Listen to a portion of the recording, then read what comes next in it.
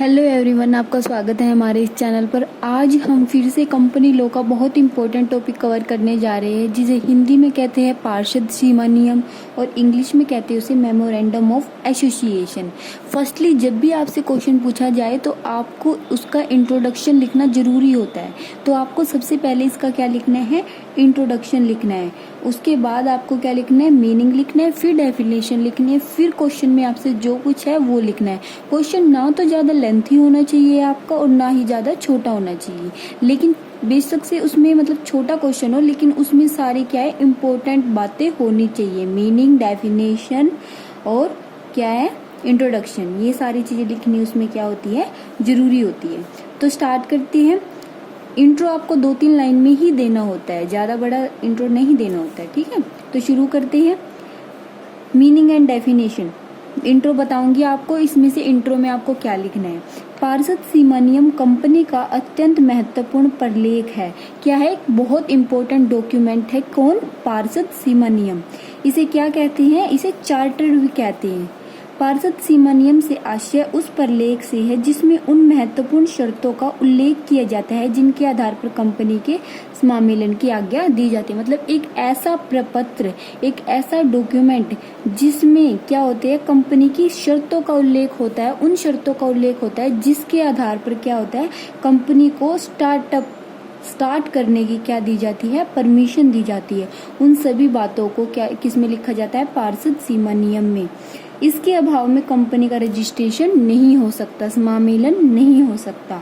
इस प्रलेख में कंपनी के अधिकार और उद्देश्य परिभाषित होते हैं कि कंपनी को क्या क्या अधिकार है, कंपनी के मेंबर्स को क्या क्या अधिकार है, कंपनी के उद्देश्य क्या है। इन सब बातों का उल्लेख किसमें होता है? पार्षद सीमा नियम में।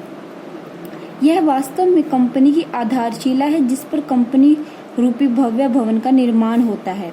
यह प्रलेख कंपनी की क्रियाओं के लिए 4 दीवारी का काम करता है। 4 दीवारी का मतलब क्या है कि देखो, जैसे ये कंपनी है, ये कोई कंपनी है ये, और इस कंपनी को किसके अंडर रहकर काम करना है? पार्षद सीमा नियम के अंडर रहकर इसको क्या करना है? काम करना है। पार्षद सीमा नियम में ही कंपनी के क्या लिखे होते हैं? उसके अधिकार भी लिखे होते हैं और उसके उद्देश्य भी लिखे होते हैं, ठीक है, कि कंपनी को के क्या क्या अधिकार है, क्या क्या उसके कर्तव्य है, क्या क्या उसके उद्देश्य है, सब कुछ किस में लिखा होता है? पार्षद सीमा नियम में। तो एक कंपनी कभी भी पार्षद सीमा नियम से बाहर कोई कार्य नहीं कर सकती।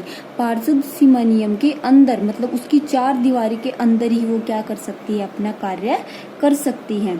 इसके बाहर किया हुआ कोई भी कार्य क्या होता है? व्यर्थ होता है, उसका कोई फायदा नहीं होता, ठीक है। कंपनी के साथ व्यवहार करने वाले प्रत्येक व्यक्ति को कंपनी के पार्षद सीमा नियम में निहित बातों का पूर्ण ज्ञान होना चाहिए। यदि कोई बाहर का व्यक्ति किसी कंपनी के साथ क्या है, कोई भी क्या करता है, ट्रांजैक्शन करता है, कोई लेन देन करता है, तो उसे पार्षद सीमा नियम में लिखित क्या है, सारी बातों का क्या होनी चाहिए? नॉलेज होनी चाहिए। यदि कोई व्यक्ति कंपनी के साथ ऐसा अनुबंध कर ले जो कि कंपनी के सीमा नियम द्वारा निर्धारित कार्यक्षेत्र से बाहर है, तो कंपनी ऐसे अनुबंध के लिए बाध्य नहीं होगी। मतलब कोई ऐसा एग्रीमेंट कर लिया किसी व्यक्ति ने जिसको उल्लेख सीमा नियम में लिखा ही नहीं हुआ था, वो कॉन्ट्रैक्ट हो ही नहीं सकता, और उस चीज का कॉन्ट्रैक्ट किसी व्यक्ति ने कंपनी के साथ कर लिया, तो कंपनी उसके लिए लायबल नहीं होगी। कंपनी लायबल नहीं होगी क्योंकि उस बात का उल्लेख पार्षद सीमा नियम में नहीं लिखा होता। पार्षद सीमा नियम का मुख्य उद्देश्य अधिकारी, अंशधारियों, ऋणदाताओं तथा अन्य व्यक्तियों को जो कंपनी से व्यवहार करते हैं यह बताना है कि कंपनी का कार्यक्षेत्र क्या है। पार्षद, ठीक है, जो अंशधारी होते हैं, कंपनी के जो शेयर होल्डर होते हैं, जो डिवेंचर होल्डर होते हैं, उन सबको यह बताना है कि उनका क्या क्या कार्य क्षेत्र, मतलब उनका क्या क्या कार्य है, कंपनी की क्या क्या उद्देश्य है, क्या क्या किसके अधिकार है, उन सबको क्या है बताना होता है। किस किस को? अंशधारियों को, ऋणदाताओं को, ठीक। तो मीनिंग क्या हो गया इसका कि पार्षद सीमा नियम कंपनी का एक महत्वपूर्ण प्रलेख है, ठीक। ये इंट्रोडक्शन में लिखना है कि एक महत्वपूर्ण प्रलेख है जिसे चार्टर भी कहते हैं। यह डॉक्यूमेंट इसलिए बनाया जाता है ताकि अंशधारियों और ऋणदाताओं को यह बताया जा सके कि उनका कार्यक्षेत्र क्या है। इसमें उद्देश्यों और अधिकारों को क्या किया जाता है? परिभाषित किया जाता है। ये आपका इंट्रोडक्शन हो गया। उसके बाद मीनिंग में क्या लिखना है कि पार्षद सीमा नियम एक बहुत महत्वपूर्ण क्या है? डॉक्यूमेंट है जिनके आधार पर क्या है? कंपनी के रजिस्ट्रेशन की हमें क्या मिलती है, परमिशन मिलती है। इससे बाहर हम कोई भी कार्य नहीं कर सकते। इसमें कंपनी के अधिकार और उद्देश्यों का वर्णन होता है। तो कंपनी को इसकी 4 दीवारी के अंदर रहकर ही अपना कार्य करना होता है। अगर हम इससे कोई बाहर कार्य करते हैं तो वो कार्य क्या माना जाता है, व्यर्थ माना जाता है। समझ आ गया इंट्रोडक्शन में और मीनिंग में क्या क्या लिखना है आपको। नेक्स्ट आपको इसमें लिखना है इसकी डेफिनेशन। डेफिनेशन आप कोई भी कर सकते हो जो आपको अच्छी लगी। तो मैं तो आपको यही बताऊंगी कि कंपनीज एक्ट 2013 सेक्शन 2 सबसेक्शन 56 के अंडर क्या डेफिनेशन है। पार्षद सीमा नियम का आशय ऐसे पार्षद सीमा नियम से जो पिछले किसी भी कंपनी अधिनियम या वर्तमान कंपनी अधिनियम के अंतर्गत मूल रूप से बनाया गया है या समय समय पर परिवर्तन किया जाता है। 3 डेफिनेशन है, आपको जो अच्छी लगे आप कर सकते हो, या आप ये वाली कर सकते हो। आशुबरी रेलवे कंपनी बनाम रीचे के महत्वपूर्ण मामले में क्या है, पार्षद सीमा नियम कंपनी का चार्टर है और यह अधिनियम के अंतर्गत स्थापित कंपनी के अधिकारों की सीमाओं को परिभाषित करता है। ये डेफिनेशन इजी है, आप अच्छे से याद रख पाओगे एग्जाम तक। तो आप ये डेफिनेशन लिख सकते हो कि the memorandum of association of a company is it's charter and defines the limitation. क्या क्या डिफाइन करता है पार्षद सीमा नियम, मेमोरेंडम ऑफ एसोसिएशन क्या क्या परिभाषित करता है, define the limitations and a power of the company establish under the act. ठीक है, कि एक पार्षद सीमा नियम कंपनी के अधिकार और अधिकारों की सीमाओं को क्या करता है, परिभाषित करता है। उसे हम क्या कहते हैं, पार्षद सीमा नियम। समझ आ गया इंट्रो में क्या लिखना है, फिर मीनिंग में क्या लिखना है, फिर डेफिनेशन क्या लिखनी है। उसके बाद आपको ये मैं पूरा ही क्वेश्चन बताऊंगी। नेक्स्ट आपको मैं बता रही हूँ subject matter of memorandum of association, कि हम क्या क्या लिखते हैं मेमोरेंडम ऑफ एसोसिएशन में, क्या क्या लिखते हैं, name close, registration close, objective close, liability close, capital close, association close. मतलब क्या क्या लिखते हैं, कंपनी का नाम लिखते हैं, कंपनी का स्थान लिखते हैं, कंपनी का क्या उद्देश्य है, कंपनी का क्या दायित्व है, कितनी पूंजी है, और एसोसिएशन के बारे में लिखते हैं। तो शुरू करते हैं फर्स्ट पॉइंट से। फर्स्ट पॉइंट क्या है हमारा, नाम वाक्य। नाम वाक्य में हम क्या लिखते हैं, इस वाक्य में वह नाम लिखा जाता है जिस नाम से कंपनी रजिस्टर्ड कराई जाती है। जिस भी नाम से हम कंपनी का क्या कराते हैं, रजिस्ट्रेशन शुरू करते हैं, वो नाम हमें किस में लिखना होता है, पार्षद सीमा नियम में लिखना होता है। कंपनी का नाम न केवल कंपनी की पहचान के लिए आवश्यक है बल्कि ये उसके व्यक्तिगत अस्तित्व का भी प्रतीक है। सबको अपना आइडेंटिफिकेशन मतलब अपनी अलग पहचान बनाने के लिए कंपनी का नाम रखना पड़ता है और उस कंपनी के नाम का उल्लेख हमें किस में करना पड़ता है, पार्षद सीमा नियम में। ठीक है, कंपनी को अपने नाम का चुनाव करने में पूर्ण स्वतंत्रता होती है तथा कंपनी अपनी इच्छा अनुसार कोई भी नाम रख सकती है, किंतु नाम का चुनाव करते समय निम्नलिखित वैधानिक प्रतिबंधों का विशेष ध्यान रखना चाहिए। मतलब कंपनी वैसे तो कोई भी नाम रख सकती है, लेकिन कुछ बातें हैं जिसकी और कंपनी को नाम रखने से पहले ध्यान देना चाहिए। वो क्या क्या बातें हैं, फर्स्ट क्या है वो, केंद्रीय सरकार की दृष्टि में अनुचित या अवांछनीय न हो। मतलब नाम ऐसा नहीं होना चाहिए जिसको केंद्रीय सरकार परमिशन ना दे। फॉर एग्जाम्पल, किसी भी कंपनी की रजिस्ट्री ऐसे नाम से नहीं की जा सकती जो केंद्रीय सरकार की दृष्टि से अनुचित हो। किस तरह के नाम अवांछनीय, इसका अधिनियम में कहीं उल्लेख नहीं किया गया और इस प्रकार इस दशा में केंद्रीय सरकार को असीमित अधिकार दे दिए गए।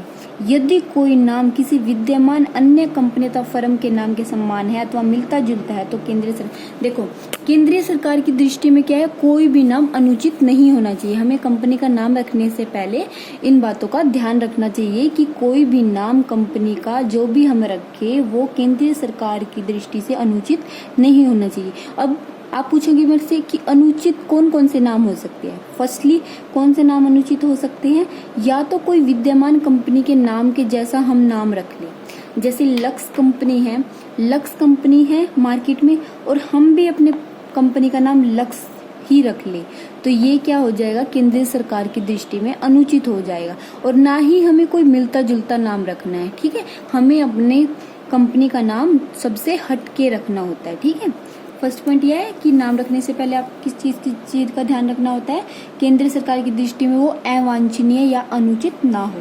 सेकंड है, चिन्ह व नाम अधिनियम 1950 के अधीन निषिद्ध न हो।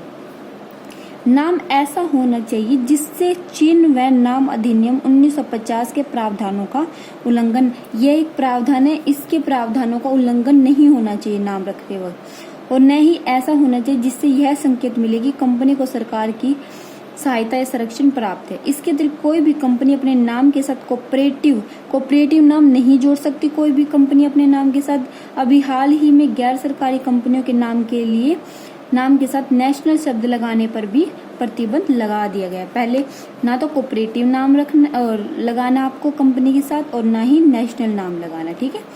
उसके बाद है, ये आपको सेकंड पॉइंट में लिखना है। फर्स्ट क्या है, केंद्र सरकार की दृष्टि में अनुचित ना हो। उसके बाद चिन्ह व नाम अधिनियम 1950 के अधीन निषिद्ध न हो। उसके बाद थर्ड है हमारा लिमिटेड एंड प्राइवेट लिमिटेड शब्द का प्रयोग। अगर कोई प्राइवेट कंपनी है, ठीक है, तो उसको अपने नाम के साथ क्या लिखना पड़ेगा, प्राइवेट लिमिटेड लिखना पड़ेगा। और अगर कोई सरकारी कंपनी है तो उसको अपने नाम के साथ क्या लिखना पड़ेगा, ओनली लिमिटेड वर्ड का यूज करना पड़ेगा। ये थर्ड पॉइंट है इसमें। उसके बाद लिमिटेड शब्द को छोड़ने का लाइसेंस। यद्यपि कंपनी के नाम के पीछे कंपनी शब्द लिखना अनिवार्य नहीं है, तो भी अधिकांश कंपनी अपने नाम के अंत में कंपनी शब्द का प्रयोग करती है। भारतीय कंपनी अधिनियम 2013 की धारा 8 के अनुसार कोई भी कंपनी जिसकी स्थापना व्यापार, विज्ञान, कला, धर्म, दान, संस्कृति आदि के प्रोत्साहन के उद्देश्य से की गई है और वह अपने लाभों को या अन्य आय को इन्हीं उद्देश्यों की प्राप्ति में लगाने के इच्छुक है तथा अपने सदस्यों की किस प्रकार के लाभांश के भुगतान पर प्रतिबंध लगाए, मतलब उनको क्या है, अपने लाइसेंस को छोड़ने का अधिकार होता है। वो चाहे तो क्या है, उसको लिमिटेड शब्द को छोड़ सकती है और ओनली कंपनी नाम, मतलब सिर्फ गवर्नमेंट कंपनी, मतलब जो पब्लिक कंपनी है उनको ही ये परमिशन होती है कि वो अपने नाम के साथ लिमिटेड वर्ड को छोड़ सकती है। उनको नाम छोड़ने से पहले एक लाइसेंस लेना पड़ता है, लेकिन ठीक है। इसके बाद हमारा फिफ्थ पॉइंट है इसी के अंदर, कंपनी के नाम का प्रदर्शन व प्रकाशन। कंपनी के सभी कार्यालयों एवं व्यावसायिक स्थानों के बाहर कंपनी का नाम तथा रजिस्ट्रेशन कार्यालय का पता अंग्रेजी क्षेत्रीय भाषा में नाम, जो साइन बोर्ड होता है उस पर हमें बड़े बड़े अक्षरों में कंपनी का नाम साफ साफ दिखाई होना चाहिए, साइन बोर्ड पर लिखा होना चाहिए ताकि आसानी से व्यक्तियों को समझ आ सके, ठीक है। ये था हमारा नेम क्लोज, नाम वाक्य में, ठीक है, समझ आ गया। फर्स्ट क्लोज में आपको क्या क्या लिखने हैं कि हम कंपनी का कोई भी नाम रख सकते हैं, कंपनी के नाम से ही कंपनी के रजिस्ट्रेशन की अनुमति मिलती है, लेकिन नाम रखने से पहले हमें बहुत सारी बातों का ध्यान रखना पड़ता है। वो बातें कौन कौन सी हैं? फर्स्ट बातें मैंने आपको बताई, केंद्रीय सरकार की दृष्टि में अनुचित न हो। दूसरी बताई मैंने, चिन्ह व नाम अधिनियम 1950 के अधीन निषिद्ध न हो, मतलब कोऑपरेटिव और नेशनल शब्द आपको नहीं लगाना। थर्ड मैंने आपको बताया लिमिटेड और प्राइवेट लिमिटेड शब्द का यूज करना है। उसके बाद लिमिटेड शब्द को छोड़ने के लिए हम लाइसेंस भी ले सकते हैं। और फिफ्थ पॉइंट मैंने आपको बताया है कंपनी के नाम का प्रदर्शन व प्रकाशन करना। सेकंड पॉइंट है आपका स्थान अथवा पंजीकृत कार्यालय वाक्य। इस वाक्य में उस राज्य का नाम उल्लेख किया जाता है जिस राज्य में कंपनी का रजिस्ट्रेशन कार्यालय स्थान। जिस भी राज्य में हम, या हरियाणा हो, एमपी हो, जहां भी हम अपने कंपनी की स्थापना कर रहे हैं उस राज्य का नाम हमें पार्षद सीमा नियम में लिखना होता है। इस वाक्य के आधार पर कंपनी के न्याय क्षेत्र, मतलब सभी जो राज्य होते हैं सभी में क्या है, अलग अलग रूल्स, अलग अलग रेगुलेशन होते हैं, उनका ही कंपनी को क्या करना पड़ता है, पालन करना पड़ता है। इस वाक्य के आधार पर ही कंपनी के न्याय क्षेत्र, अधिवास मतलब डोमिसाइल और उसकी राष्ट्रीयता का निर्धारण किया जाता है। स्थान वाक्य के द्वारा इस बात का निर्णय किया जाता है कि कंपनी भारतीय है अथवा विदेशी है। कंपनी अपने सभी आवश्यक प्रलेखों, बिलों, बीजकों, पत्र, पैडों तथा सभी सूचनाओं या शासकीय प्रकाशकों पर नाम, पंजीकृत कार्यालय का नाम, कंपनी का निगमित पहचान पत्र, मतलब जो भी डॉक्यूमेंट होते हैं ना कंपनी के, तो उन सब पर कंपनी का नाम, कंपनी का पहचान नंबर, कंपनी के बीजकों की संख्या, कंपनी का टेलीफोन नंबर, जो हम डॉक्यूमेंट बनाते हैं कंपनी के, उन सब पे इन चीजों का क्या होना चाहिए, उल्लेख होना चाहिए। ये हो गया हमारा second point, registration office close. Third point है हमारा ऑब्जेक्टिव क्लोज, उद्देश्य वाक्य। उद्देश्य वाक्य सीमा नियम का सबसे अधिक महत्वपूर्ण वाक्य है क्योंकि इस वाक्य में उन उद्देश्यों का वर्णन किया जाता है जिसकी पूर्ति के लिए कंपनी की स्थापना की गई है। यह वाक्य कंपनी की क्रियाओं, अधिकारों को परिभाषित करता है तथा उनकी सीमाओं का निर्धारण करता है। फॉर एग्जाम्पल आप इसमें सोच के देखो, जब भी हम कंपनी का निर्माण करते हैं तो हमारी कंपनी का कोई ना कोई क्या होता है, उद्देश्य होता है। तो कंपनी का उद्देश्य क्या है, क्या उद्देश्य हो सकता है कंपनी का उद्देश्य? जैसे हमारी कंपनी की बिक्री प्रेजेंट में 2 करोड़ है, ठीक है, तो हम नेक्स्ट ईयर अपनी कंपनी की बिक्री को 2 करोड़ से 5 करोड़ तक पहुंचाना चाहते हैं। तो वो 5 करोड़ तक जो हम अपनी किसको, विक्रय को बढ़ाना चाहते हैं या अपनी कंपनी के लाभ को बढ़ाना चाहते हैं, तो वो हमारी कंपनी का क्या हो गया, उद्देश्य है कि हमें अपनी बिक्री को 5 करोड़ तक बढ़ाना है। तो उस चीज का भी उल्लेख किसमें लिखाना होता है हमें, पार्षद सीमा नियम में, कि कंपनी की स्थापना किस उद्देश्य से की गई है, ठीक है। उसके बाद हमारा 4th पॉइंट है इसमें दायित्व वाक्य। दायित्व वाक्य में हम क्या लिखेंगे, कंपनी अधिनियम के अनुसार अंशों द्वारा सीमित या गारंटी द्वारा सीमित कंपनी के दायित्वों में यह उल्लेख अवश्य होना चाहिए कि सदस्यों का दायित्व सीमित है। एक कंपनी जिसे कंपनी अधिनियम 2013 की धारा 8 के अंतर्गत लिमिटेड शब्द का प्रयोग करने से छूट प्राप्त होती है, उसे भी अपने सीमा नियम में यह उल्लेख करना, मतलब दायित्वों का उल्लेख करना पड़ता है कि किस सदस्य का कि हमारी सदस्यों का दायित्व लिमिटेड मतलब सीमित है या असीमित है। देखो फॉर एग्जाम्पल, यदि कोई व्यक्ति 100 वाले 2 अंश खरीदता है, 100 वाले कितने अंश खरीदते हैं उसने 2, तो उसे कितने मिले, 200 से अधिक की मांग नहीं की जा सकती। मतलब जितना उसने शेयर खरीदे हैं हम उससे उतने की ही मांग कर सकते हैं, ठीक है। 100 वाले 2 अंश खरीदे, ठीक है, 100 वाले कितने अंश खरीदे, 2, मतलब 200, तो हम उससे 200 से अधिक नहीं मांग सकते। तो इसमें क्या लिखना है आपको कि दायित्व वाक्य में मतलब पार्षद सीमा नियम में हमें क्या लिखना होता है कि हमारे सदस्यों का दायित्व सीमित है। फिर उसके बाद क्या लिखना है, इसका एग्जाम्पल लिखना है। उसके बाद 5th पॉइंट है आपका कैपिटल क्लोज। कैपिटल क्लोज में आपको क्या लिखना होता है, पूंजी वाक्य। अंश पूंजी वाली कंपनी की दशा में उसके पार्षद सीमा नियम में इस बात का उल्लेख होना चाहिए कि कंपनी की ऑथोराइज कैपिटल कितनी होगी, अंशों में विभाजन किस प्रकार किया जाएगी, प्रत्येक अंश का मूल्य क्या है, कंपनी के अंशों को मतलब कंपनी की ऑथराइज कैपिटल कितनी है, कंपनी के पास शेयर कैपिटल कितनी है, उसके पास प्रेफरेंस शेयर कैपिटल कितनी है, उसके पास रजिस्टर्ड कैपिटल कितनी है। इन सब बातों का उल्लेख किसमें लिखना है, हमें पार्षद सीमा नियम में लिखना होता है। इसके बाद हमारा 6th पॉइंट है, लास्ट पॉइंट है हमारा, इस वाक्य को हस्ताक्षर वाक्य या अंशदायी वाक्य के नाम से जाना जाता है। यह पार्षद अधिनियम का अंतिम वाक्य है। इसमें व्यक्तियों का एक संघ होता है जो अंत में पार्षद सीमा नियम पर हस्ताक्षर करता है। इस वाक्य में हस्ताक्षर करने वाला व्यक्ति कंपनी की स्थापना की इच्छा प्रकट करता है। हस्ताक्षर करने वाले प्रत्येक व्यक्ति का नाम, व्यवसाय तथा उनके द्वारा ली गई अंशों की संख्या का उल्लेख होता है। इसके पश्चात प्रत्येक व्यक्ति के नाम के सामने गवाह के हस्ताक्षर होते हैं।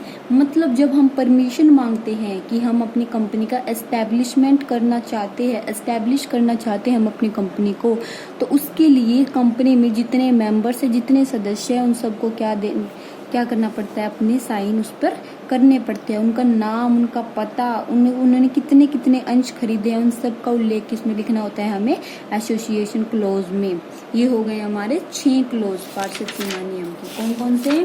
फर्स्ट हमने क्या किया, मैंने बताया था ना स्टार्टिंग में आपको, नेम वाक्य मतलब नाम वाक्य, उसके बाद स्थान, फिर कंपनी का उद्देश्य, फिर कंपनी का दायित्व, फिर पूंजी और ये सब। ये आपका 6 मार्क्स के अंडर क्वेश्चन आएगा, ठीक है। अगर आपको मेरा वीडियो पसंद आए तो वीडियो को लाइक, चैनल को सब्सक्राइब कीजिएगा। आपको मेरे चैनल पर कॉमर्स से रिलेटेड हर इंपॉर्टेंट टॉपिक की वीडियो मिलेगी। Thank you for watching my video.